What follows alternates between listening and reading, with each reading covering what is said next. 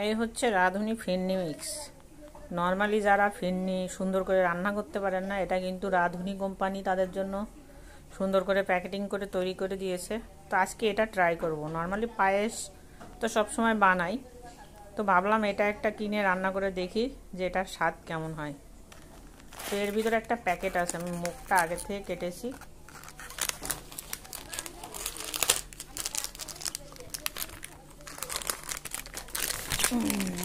দেখাচ্ছি, এই যে এটার মুখটা কেটে দুধের ভিতর ঢেলে দিলেই চলবে।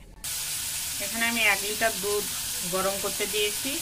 এটা যখন ফুটে উঠবে বা উঠলে যাবে, তারপরে ওটা ওই ফিরনি মিক্সের প্যাকেটের থেকে প্যাকেটটা কেটে এর ভিতর ঢেলে দিব উপকরণগুলো।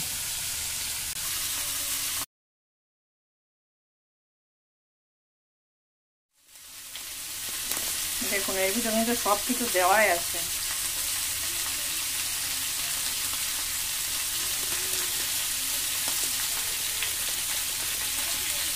এটা হচ্ছে কাঠবাদাম।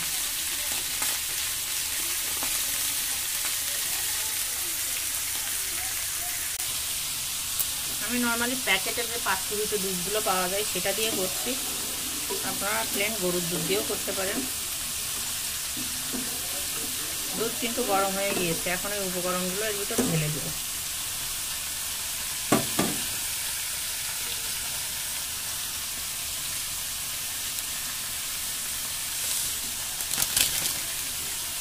এই প্যাকেটের গায়ে লেখাই আছে 1 লিটার দুধের ভিতর দিতে হবে।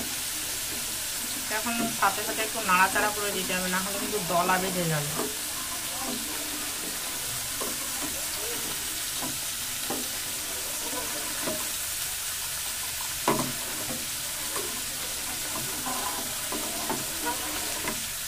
কন্টিনিউয়াসলি কিছু সময় নাড়াচাড়া করে নিই।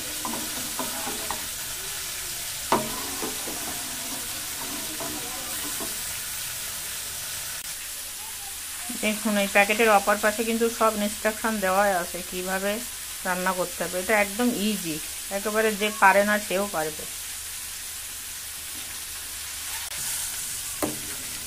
আবারও নাড়াচাড়া করব।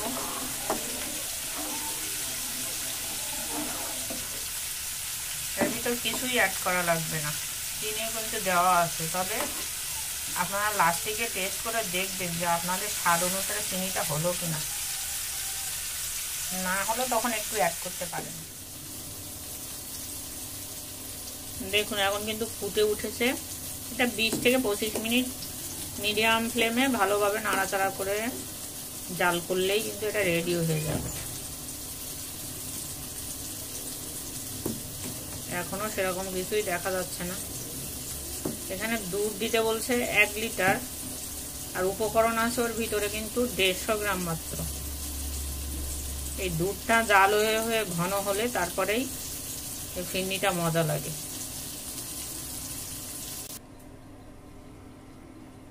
বাঙালি মানুষ পায়েস পছন্দ করে না এরকম কিন্তু খুব কম মানুষই আছে।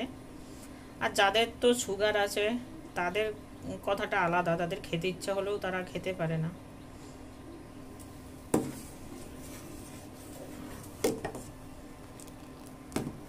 তাদের জন্য চিনি ছাড়া করে দেওয়া যেতে পারে, বাকি সব উপকরণ থাকবে, শুধু চিনি থাকবে। এখন বন্ধুরা সর পড়ে গিয়েছে।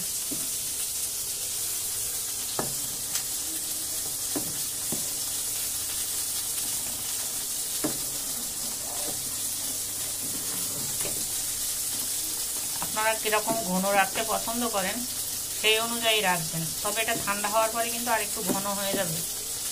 এখন যেরকম পাতলা দেখাচ্ছে, ঠান্ডা হয়ে গেলে কিন্তু আরো ঘন হয়ে যাবে। তবে আমি টেস্ট করে দেখেছি এটা চিনি কিন্তু একদম পারফেক্ট আছে।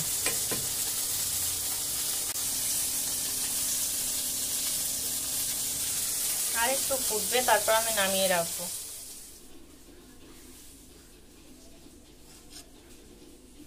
দেখুন কত ঘন একটা সর পড়ে গিয়েছে। সরটা একটু মিলিয়ে দিই। এখনো অনেক গরম, ধোঁয়া উঠছে।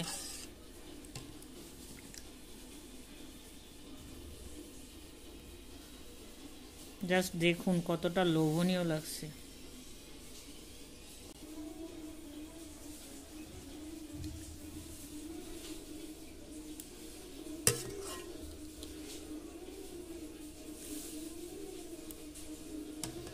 এটা এখন হালকা পাতলা মনে হলেও কিন্তু একটু পরে আবার দেখবেন জমে যাবে, ঘন হয়ে যাবে।